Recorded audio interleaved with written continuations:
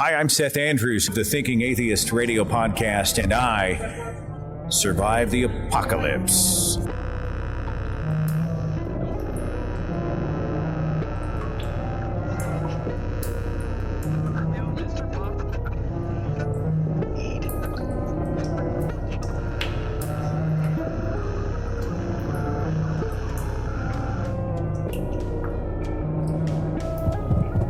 Hello?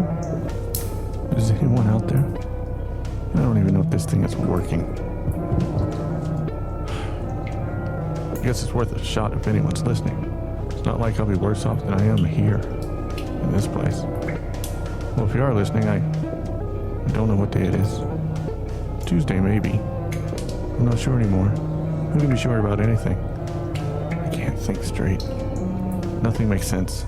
Not after what's been happening. God, I don't even know if anyone's gonna hear this. Is anybody out there? Please respond if you can hear my voice. Things haven't been right since the disappearances. I'd be more upset, but my wife's gone. Well, at least I think she's gone. Can't be sure. I haven't seen her in weeks. I don't know where she is. But I'm not really worried about it, to be honest. Not since she was caught running around with Jerry. God, I hate Jerry.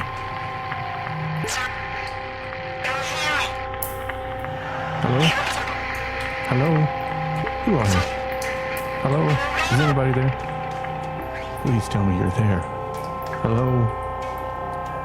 They're gone. Whoever it was, they're gone. I'm alone. Again. Alone. With just these thoughts. This portable ham radio. And a 5-gallon gas can filled with Jell-O. Question. Who keeps Jell-O in a gas can? Jell-O goes in grocery bags.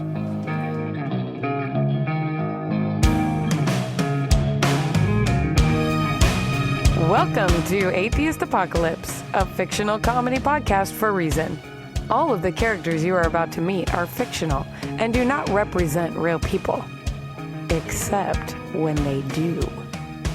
Either way, we welcome you to the show and would like to encourage you to head over to atheistapocalypse.com for more information about the show, as well as details on how you can contribute to help keep the lights on.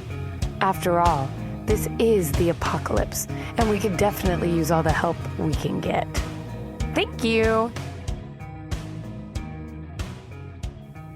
Good evening, listeners. Our studio engineer Tyler assures me that we're broadcasting. I'm not sure I trust him, though. After all, he went to a community college. Regardless, to anyone who may be listening, I welcome you to the evening news for the Tri-County area, including the counties of Wingo, Chattahooga, and Big Bone. A warm and salacious welcome to my new co-host, Beatrice Johnson. Welcome to my staff. The staff, Beatrice. Thank you, Jake. It's nice to be here. You know... That's wonderful, Beatrice. Glad to have you aboard. Now, listeners, I wish I could report something new to everyone, but today is pretty much the same as yesterday. People are gone and no one knows where or why. Again, another day of more questions than answers. Tri-County Sheriff Departments are slow in responding, but that's understandable, as they've been reporting almost 80% of their staff seems to be, well, nowhere. Big Bone County Sheriff Roger Rogers released a statement earlier this week indicating that the Tri-Counties might have to consolidate their departments in order to form a viable force. Quote, "We won't be able to aggressively police like we were able to before the disappearances," Sheriff Rogers is reported to have said. He followed that with an encouraging word to the citizens of the Tri-County areas, saying, "But we promise to be as aggressive as we possibly can be." Various communities around the Tri-Counties responded with unsettling jubilation at the announcement. In other news, Mitzi Carmichael of the Oakwood subdivision over by the Circle K off State Route 14 called the station. Again. Hi, Mitzi. To talk about the strange lights over Sunrise Peaks yesterday morning. As longtime residents of the Tri-Counties will know, this isn't the first time Mitzi has reported these lights. She's been calling into news outlets around the area since 1974. But it's a slow news day, and besides the incredibly eerie feeling I got while driving to the station this morning, and the fact that so many of the county citizens are nowhere to be found, bringing to a complete halt virtually all of our public services, it's pretty much been a slow news day. I literally could say nothing for the next 15 minutes.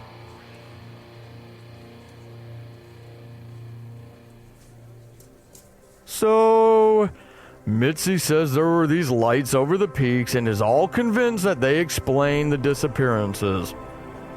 Lights over the mountains. The same mountains she's been reporting seeing lights hover over for the past 30 years or so, over which there have been no mass disappearances like the one we're currently experiencing.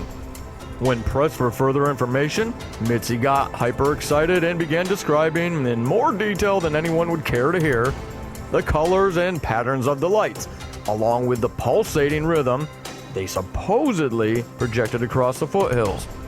She reported experiencing strange convulsions in her lady bits, and swore the lights were focused strictly on her. Amazingly, that translates as Mitzi being at risk to be the next to go. As we all know, Mitzi is still with us and energetic enough to call various news stations at least once a day, and as the only remaining two members of the news crew, I cannot express adequately enough my feelings about that. At this point in the program, we would typically go to a word from our sponsor, but as you all know by now, communication isn't exactly what it used to be, and most of our sponsors are more concerned with the disappearances of their loved ones than they are making a living. As if the world stops because some people are gone. So, instead of breaking away for a sponsor message, you're stuck with us here at KUSA 9 News at 9. Bet you aren't complaining about those commercials anymore now, are you? And now, the weather station correspondents, Andy and Max Henderson, the only two-man weather team, well, the only weather team left in the Tri-Counties. Good morrow. Hello. In local weather, we've got a heavy Mitzi fog clouding up all the legitimate alien experts and cryptozoologists, making us all like lunatics. Speaking of Luna, we've got a full moon coming up tomorrow night, which is infinitely more concerning considering Mercury is in retrograde. Keep your kids in and lock the doors, folks. Aside from that, the weather's looking quite nice in the Tri-County area for the next week. Looks like it'll be warm and partly cloudy for the week ahead. Yeah, if we're to believe Barkley, the alien skinwalker. On the world stage, global warming skeptics are finding more and more support for their claims, that it's all a hoax to ruin the power companies, which would conveniently make us even more dependent on the government. Turns out you can't quiet the anecdotes of citizens around the world forever, and more people are speaking out following what looks quite obviously like a classic mass alien abduction. Heavy lightning storms have been hitting Hawaii this week, causing large-scale power outages and fires. Good thing they're on an island, I guess. Tell that to the Polynesian Yeti that thrives there. Forest fires are no bueno for those boys. Apart from all that, and the creepily strange rain that fell over the last couple nights. Which, by the way, Andy has the beginnings of a theory about. Everything's coming up sunshine. Remember, keep watching the skies. Back to you, Jake. It's time for our Tri-Counties Business Insiders segment.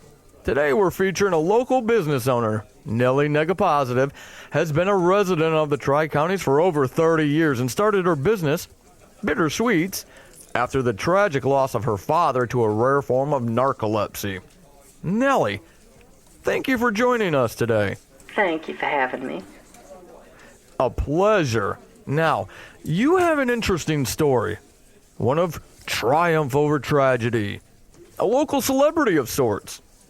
People all over the Tri-Counties know who you are and all about your store, Bitter Sweets, which you grew from an in-home business working out of a dark, dungy basement to one of the very few healthy businesses in the Tri-Counties area. What's behind your success? Work. Right. Work. Hard work, I imagine. So, as president of the Tri-Counties Chamber of Commerce and as a local business owner, Miss Negapositive, you must be incredibly unnerved by the situation we find ourselves in currently. Are you not? Which situation is that? Well, the disappearances.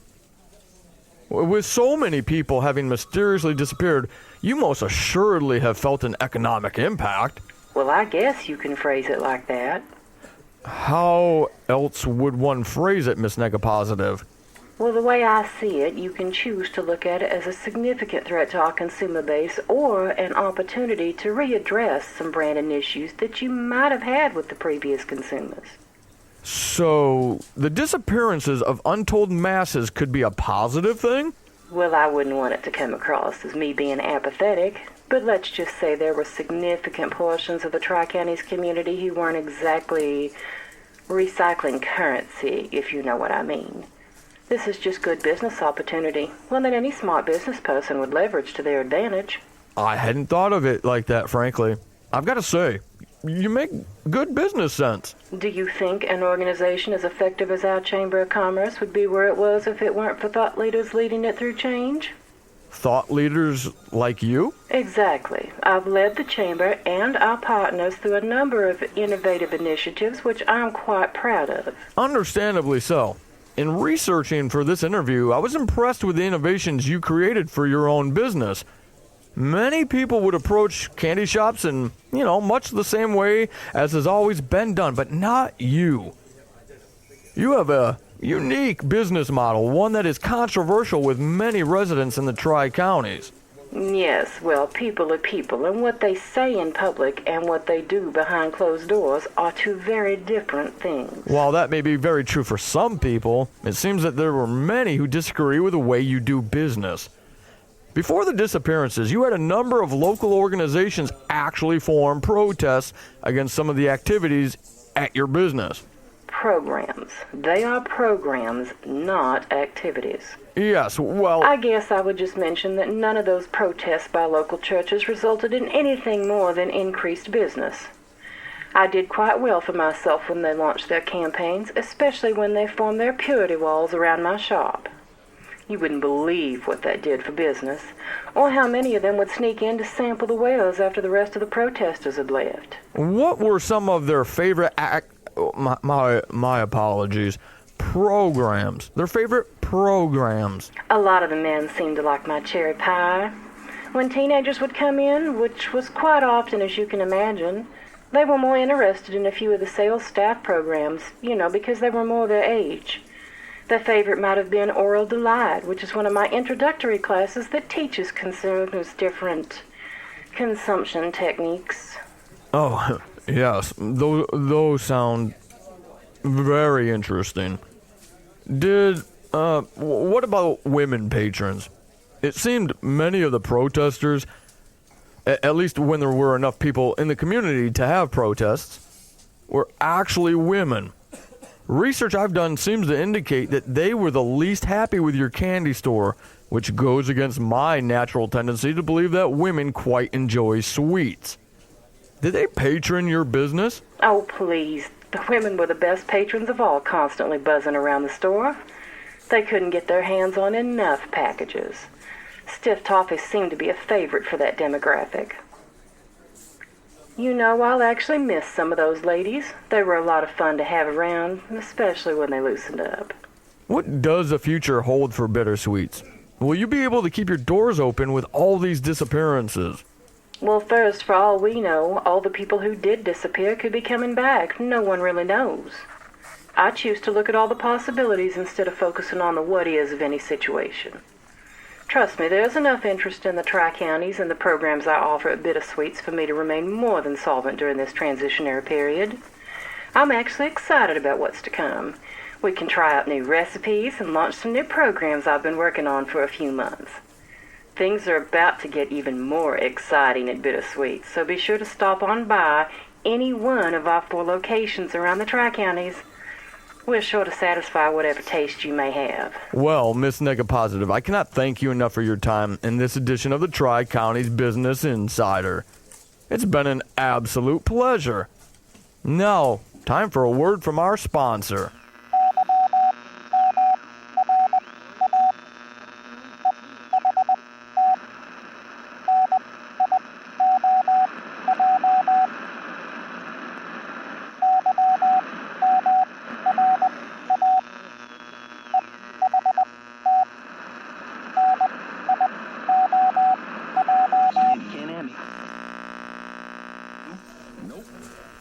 Listeners, I'm not really sure what that was. I'm sorry. We were going to run our regular ad from our sponsor, Midas, where you can always trust the Midas touch, because saying so will allow the craftier of our mechanics to steal the inconspicuous valuables you accidentally left in your glove compartment while you're sitting in our archaic, sterile waiting area for far longer than you'd really need to if someone competent was handling your car. Come to Midas for all your care car needs, so that our employees can use your car to care for their family's needs. But Tyler is whispering in my ear that the promotion wouldn't run. He's not sure what that mysterious beeping noise was either.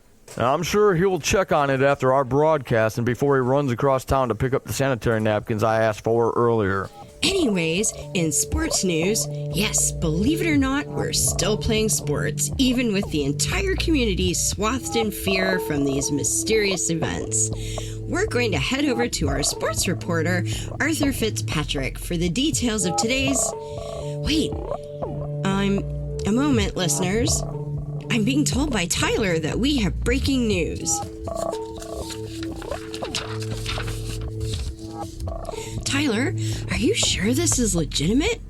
You are? Okay. Listeners, I've just been informed that there's an outbreak over in Big Bone County. Residents of the county are advised to immediately shut off the water supply to their homes and businesses. I repeat, residents of Big Bone County need to immediately shut off all water supply to their homes and businesses. Officials have not released any other information at this point, but have stressed this is a standing order, and anyone found not complying will be arrested on site, just as soon as the sheriff finds available officers to send over. Which doesn't tell me how they'll catch you not turning off your water, but tomato, tomato. As soon as we get more news, we'll pass it along. And now we've got a report from the field with our field reporter, Rick Beckley. Thanks, Beatrice. You're going to have to forgive me, folks. I was in a car accident on my way to check out a groundbreaking story that had to do with water, I think. I'm feeling a little lightheaded, and I'm not even 100% sure what I'm supposed to be reporting on. Well, my producer Tyler just told me that it had to do with water and spiders. Well, luckily for me, I now find myself standing here at Transcending Lake. And folks, you've got to see what I am looking at. If you could look to the west side of this lake... Hey, no one's going to be able to see the show because we're on the radio. Hold on, folks. What's that? No one's going to be able to see the show because we're on the radio. Are you sure? Yeah, I'm sure.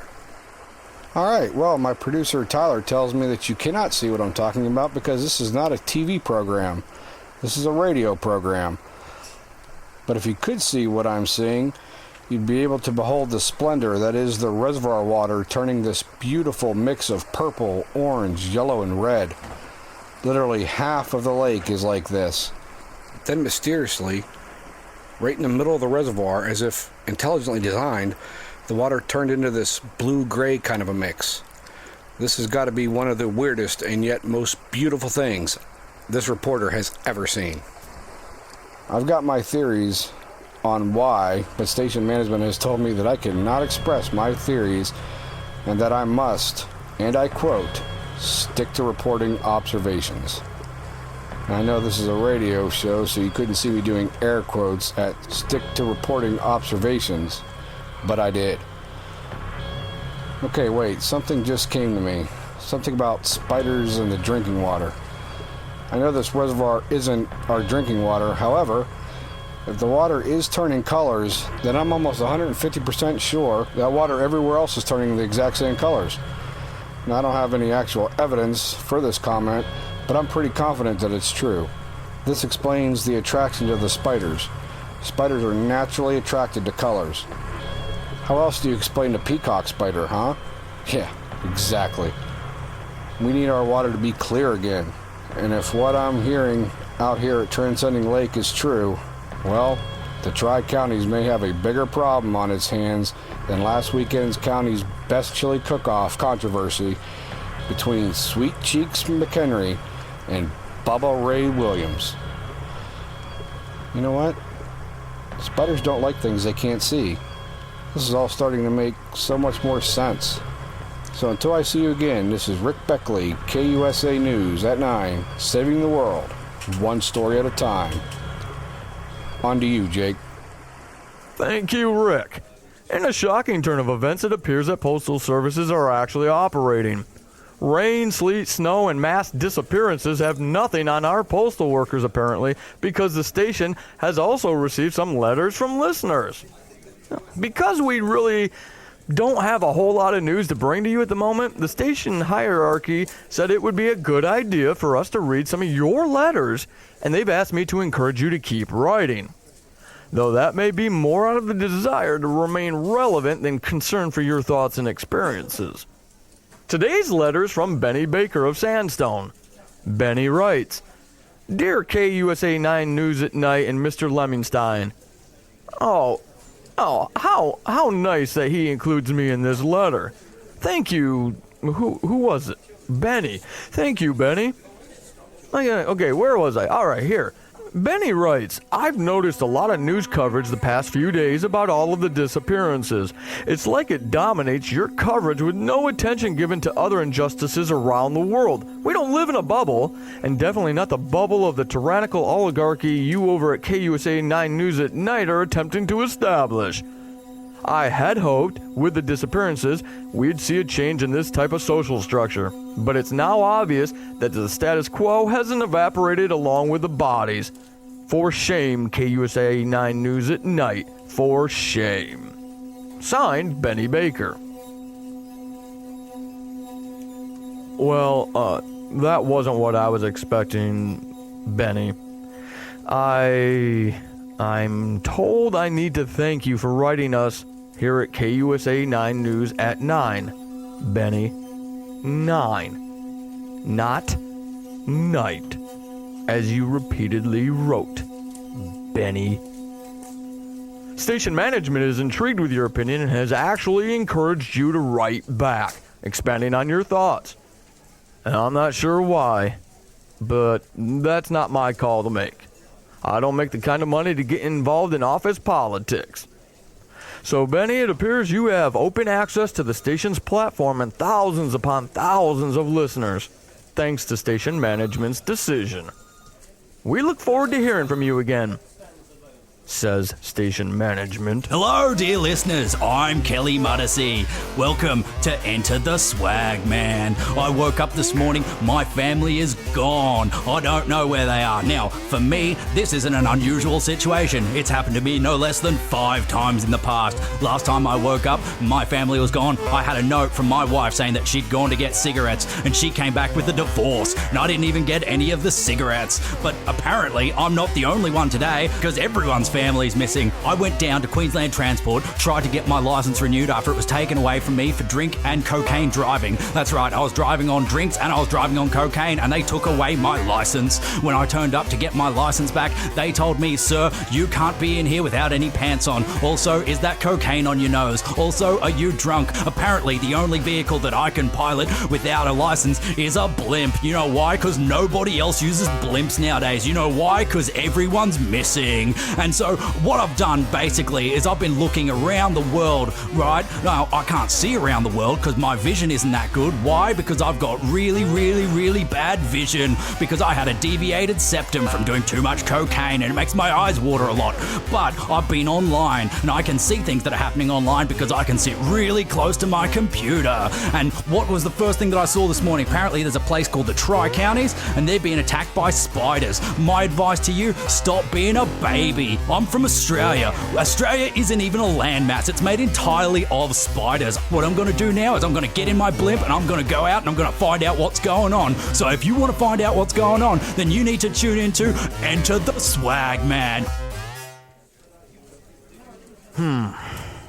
Well, Kelly, thank you for that enlightening report. Now, I've been handed another news release regarding the unfolding events in Big Bone County. Officials urge residents to shut off their water, reporting that many of the county's residents have resisted the urge to comply with the man's orders. Officials stress this is not, I repeat, is not an exercise or a manifestation of the abuse of their power. That's right, Jake. Quote, this is a real life emergency. Sheriff Rogers is quoted as having said to anyone who would listen, which apparently wasn't many of the residents, who he was further quoted as saying appeared to be too busy entertaining themselves painting fruit art in the community park. Listeners, whatever is happening over in Big Bone County are not matters to be taken lightly. Please put down the bowls of turpentine and rigger brushes, move the easels out of the way, and comply with this very important public health issue. Indeed. This is a serious matter. You've heard the news from Rick Beckley, our field reporter. If we can confirm his suspicions, we will break in with that news immediately. Unless we're in the middle of a sponsor's message. Those are just much more important. Now for sports. Hot hello there, everyone. I'm sports reporter Artie Fitzpatrick, standing here in the Chattahoochee football stadium waiting for the tee-off. The stadium's pretty empty, but super full of energy, guys. You could probably hear the fans go wild behind me. I'm not sure how many players should be on the field, but from what I've watched at Thanksgiving, this doesn't seem like enough. Maybe it's because high school football? But who knows? I'm told the guys in red and white are undefeated at 0-4, so this is going to be a nail-biter. In other sports news, some kids are playing what I think is called hacky sack right underneath me, but I don't know the score. Hi, kids. What's the score? Fuck you! Well, that wasn't a nice gesture. Super good, super-sized jumbo hot dogs coming around. Rumors from the team locker room is that the relish is free for ticket holders. So I'm going to throw a Hail Mary back to you in the studio. Listeners, details have finally started coming in about what is actually happening in Big Bone County. I'm not even sure how this happened, but the drinking water is apparently infested with banana spiders. Officials are stumped. The Center for Disease Control is flabbergasted, and arachnologists from around the neighboring counties are flummoxed. Apparently, banana spiders are found in Argentina, and officials have no idea how they found their way into the drinking water here in the Tri-Counties. But they warn, remain vigilant and do not drink the water. Cap off your sinks, drains, and spigots with anything you can. Do not confront the banana spider. He is not your friend. Yeah, a practical recommendation might be to suggest to our listeners that if they are bitten, they need to seek immediate medical help from the Tri-County Hospital, where staff informs me they do not stock any antivenom. If bitten and antivenom is not available, it is very likely you will experience severe thirst and an uncontrollable persistent erection, regardless of gender identity. But should you really worry, residents of the Tri-Counties? We're only talking about the potential for yet another cataclysmic event here in our home. And officials have assured us they have no idea how to solve the problem. This segment of the news was brought to you by Spider Senses, spelled C-E-N-T-S-E-S, your local provider of spider eradication procedures that are both fun and safe for the entire family. Call Bob today to set up your appointment at 555-GOTCHA. That's 555-468-842! Bob asks that you please not be concerned if you don't have an exclamation point on your phone. He'll already know you're calling. Well, dear listeners, that wraps up this broadcast. Tyler tells me that our broadcast signal is starting to wane. The eco-friendly generators just aren't as dependable as our gas generators were before the environmental left-wingers decided they were going to force us to adhere to their agenda. You know which agenda I'm talking about. But, well, you know what they say about being eco-friendly. I wish we had better news to share with you, but honestly, you're probably glad you've even heard from us at all at this point. Actual reliable information is luxury. The lights are starting to go, and so must we. So, until our next broadcast, everyone, stay calm, and calm we shall stay.